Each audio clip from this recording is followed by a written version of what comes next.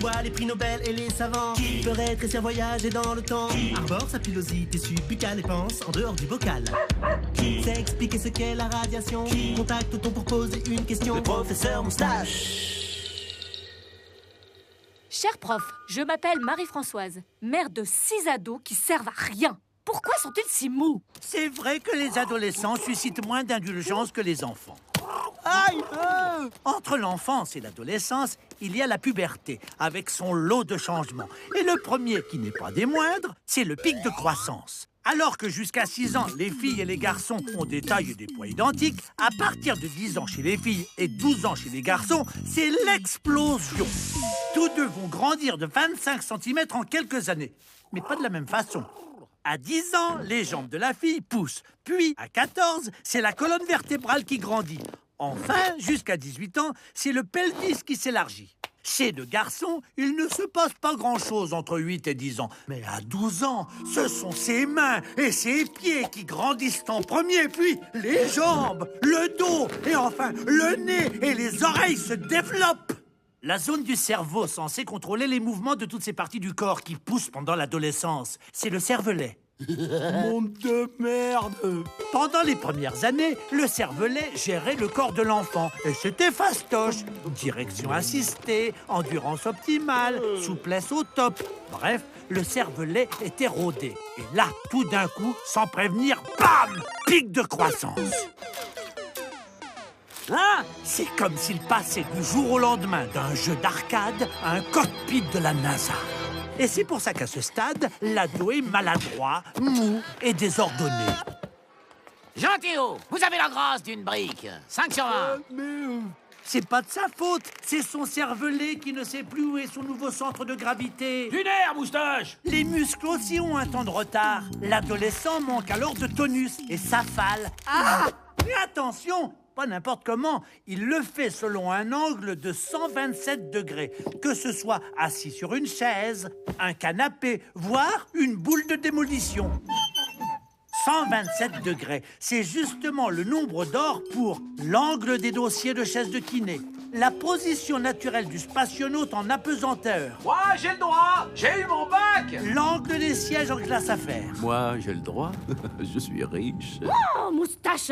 Asseyez-vous correctement, vous êtes tout affalé. Je suis pas affalé, madame. Je suis dans la position optimale pour soulager ma tension musculaire. Carnet de liaison, 8 heures de colle. En attendant l'âge où vos ados redeviendront humains, tapez Tu mourras moins bête sur arte.tv. Avec ça, c'est sûr, vous mourrez moins bête, mais bon, vous mourrez quand même. Cher professeur, il y a des scientifiques malchanceux, mais en existe-t-il des vraiment fous? Contrairement à vous, qui êtes absolument génial. Oui, je me suis écrit à moi-même parce que si je dois compter sur vous pour me faire des compliments, je peux toujours attendre. Et puis, j'avais envie de parler des scientifiques complètement barrés. Grâce à mon poney temporel, retrouvons l'Amérique du XVIIIe siècle. Voici le docteur Stubbins Firth. J'adore ce type. Il a voulu démontrer par tous les moyens que la fièvre jaune n'était pas contagieuse. Pour ça, il a étudié le vomi des malades. Pour commencer, il s'est incisé le bras. Résultat, aucun symptôme de fièvre jaune. Alors, la fois suivante, il s'appliqua le vomi dans les yeux. Et même, il en ingurgita. Oh, je suis tout barbouillé. Ne vous inquiétez pas, c'est psychologique. Tenez, allons voir au début du 19e siècle. Voici le révérend Thomas Dick. Cet homme pensait que Dieu avait créé l'univers non pas à son image, mais à celle de l'Angleterre. Alors, il eut une idée de génie. En supposant que la Lune a la même densité que l'Angleterre, j'estime qu'il y vit 4,2 milliards d'habitants. Thomas Dick en déduisit aussi, dans la foulée, la population totale des habitants de l'univers. 60 quadrillions et 573 trilliards. C'est trop facile de se moquer des ancêtres de la science. Allons plutôt voir si ceux du XXe siècle étaient plus malins. Prenez Martin Shine et Edgar Hall. Ces deux Américains se sont posé une question bigrement existentielle. Quel est le minimum nécessaire pour exciter un dindon? Pour répondre à cette palpitante question, les deux chercheurs ont d'abord présenté une dinde à un dindon. Et excitation 100%. Puis, ils ont retiré petit à petit des parties du corps de la dinde pour voir jusqu'à quand ça n'exciterait plus le dindon. 100%. Pareil. Il finit par ne présenter que la tête de la dinde au bout d'un bâton. Ce qui prouve qu'un dindon, c'est con. Mais j'y pense, est-ce que le test marche aussi chez l'homme?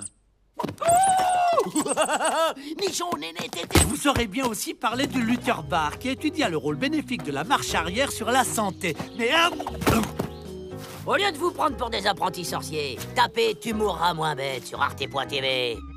avec ça, c'est sûr, vous mourrez moins bête. Mais bon, vous mourrez quand même. Cher prof, chaque départ en vacances, c'est l'enfer. Est-ce que je pourrais pas mettre en hibernation mes gosses pendant le voyage, comme dans les films de science-fiction? C'est vrai que l'hibernation, on aime beaucoup au cinéma. Surtout pour les voyages spatiaux super longs, comme dans Alien. France Alien, il est 7h. Salut, prof. En forme? Ça va? Marrant, votre barbe n'a pas poussé. Et vos muscles, waouh! Ah ouais, rien n'a fondu pendant ces mois d'inactivité. Sacré coup de bol! Oh, lieutenant Ripley, j'ai rêvé de vous. Ah, fucking haleine de chacal! 4 mois la bouche fermée, mais c'est normal!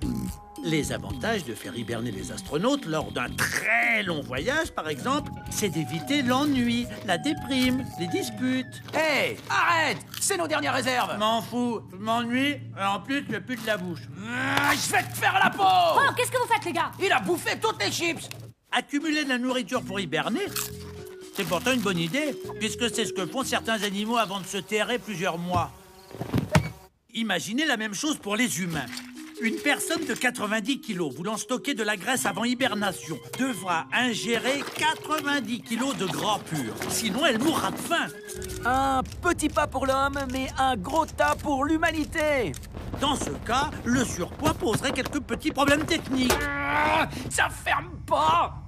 Autre inconvénient, en cas de danger comme un incendie, faudrait compter sur l'ordinateur de bord pour réveiller les astronautes. Enfin, bon courage pour émerger d'un sommeil aussi long. N'empêche que, même gras comme un porc, au réveil, l'astronaute aura une faim de loup.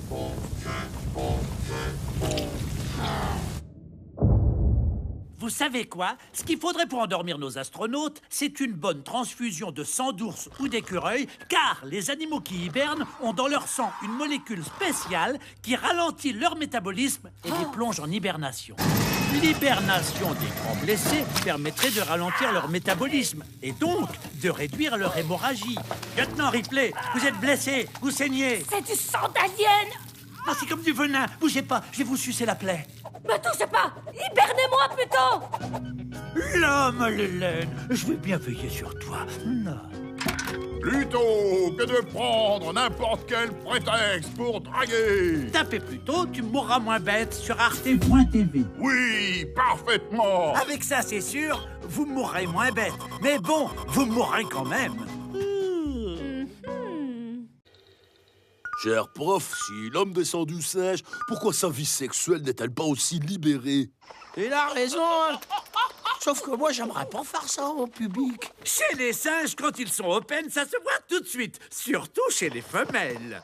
Regardez, quand elle n'est pas fécondable, la guenon a les fesses plates. De petits nénés, elle fait la gueule et rejette les avances de tous ses prétendants. Ne me touchez pas! En revanche, quand elle est en période d'ovulation, ça se voit tout de suite. Elle aguiche tous les mâles. Chez les humains, la femme cache son ovulation. Et c'est tant mieux, car au bureau du jour au lendemain, ça deviendrait ingérable. Oh, regardez, il y a Madame Pigeon qui ovule. Je la veux, je la veux. Poussez-vous, monsieur Rodriguez, elle est à moi. Parlons des hommes et comparons-les avec le gorille et ses 300 kilos de muscles. Lui, c'est simple. Pour s'accoupler, il doit intimider les autres mâles. Nectar meurt. Et le plus fort récupère toutes les filles, se constituant ainsi un harem. Le sexe masculin, c'est un peu comme une arme. Je vais tous vous buter. Plus on a d'ennemis, plus on a une grosse artillerie. Mais si on a peu de rivaux, un petit calibre suffit. Du bist faites comme un rat, Hans. 3 qui mettent en pleine forme le machin. Vous vous rendez compte? Sur une grosse bête comme ça. Chez le chimpanzé, pas de harem. Les mâles et les femelles forniquent à tout va et en toute liberté. Bonjour, patron. Bonjour, Josiane. Le pénis en érection du chimpanzé ne mesure que 7 cm. Bien plus court que celui de l'homme. Les scientifiques se sont donc demandé pourquoi l'homme était le primate le mieux doté. Certains chercheurs ont émis l'hypothèse que les femmes étaient prédisposées à préférer les grands sexes. Allez, à vous maintenant. Mais non, je vous assure, c'est pas la taille qui compte. D'autres se sont dit que la taille du sexe de l'homme serait devenue un signal ostentatoire dirigé vers leurs rivaux, un peu comme les paons avec leur queue. Regardez-moi. Je fais la roue. Dernière hypothèse, Tournez à droite. comme la bipédie a modifié le bassin des femmes, pour s'accoupler, l'homme aurait eu besoin d'un plus long pénis. Vous êtes arrivé. Ça y est, j'ai trouvé. Alors au lieu d'envier les bonobos à la sexualité débridée et trépidante, Tapez plutôt Tu mourras moins bête sur arte.tv. avec ça c'est sûr, vous mourrez moins bête, mais bon, vous mourrez quand même. Cher prof, je suis journaliste TV et on me demande de parler ce soir au JT du boson de Higgs auquel je ne comprends rien. Aidez-moi. Ah, David, le boson de Higgs, c'est vrai que ce n'est pas simple. Pour vous expliquer, je vais prendre Aragorn, le Seigneur des Anneaux. Oh non! Ah ben lui, il est bourré de bosons de Higgs. Je suis Aragorn, fils d'Arathorn, héritier des Landil. Ça, c'est l'empire de la raie du milieu. Un cheveu, des molécules du cheveu, et ça, c'est le noyau d'un atome de molécules du cheveu. Je suis Atome, fils de noyau, seigneur du vide. Et le boson, il arrive, oui ou non? J'y viens. Dans le noyau, on trouve des protons et des neutrons. Pour voir ce qu'il y a dedans, on les fait entrer en collision dans un accélérateur de particules. Qu'est-ce qu'on trouve à l'intérieur? Devinez? De la poussière d'étoiles? Non. Des papillons de lumière? Du gras de cheveux pur. Faux! Ce sont des particules avec des noms pas possibles. D'ailleurs, les physiciens ne peuvent pas s'empêcher de faire des blagues avec. Et alors là, j'ai dit à ma femme, chérie, le lepton, c'est pas une marque de thé. Bref, c'est dans ce fatras de particules élémentaires qu'on a identifié le fameux boson. Déjà, en 1964, Peter Higgs le soupçonnait d'être la particule qui donne une masse à un corps. Le 4 juillet 2012, on confirma que le boson existait bel et bien, prouvant qu'il donne une masse aux particules et donc à la matière. Toi, tu pèseras que dalle, et toi, tu seras un gros tas. Le boson permet d'expliquer pourquoi le corps d'Aragorn ne s'enfonce pas dans le sol, ni ne s'envole dans le ciel. Oh non, pas Aragorn. Sinon, pour faire simple, on peut comparer le boson de Higgs à une foule qu'une star essaierait de traverser. C'est la Garfield. Ah, des bosons. Posez-vous. Laissez-moi passer. En ralentissant son mouvement, la foule confère une masse à la star. Mais je deviens gros. Et voilà comment une particule freinée par le boson de Higgs prend du poids et devient matière. Eh bien, merci, professeur, pour cette leçon de physique quantique. Et David, pour faire diversion, j'ai trouvé un chanteur de musique quantique. Pour ceux qui s'interrogent encore sur le boson de Higgs, tapez Du mourra moins bête sur arte.tv. Avec ça, c'est sûr, vous mourrez moins bête. Mais bon, vous mourrez quand même.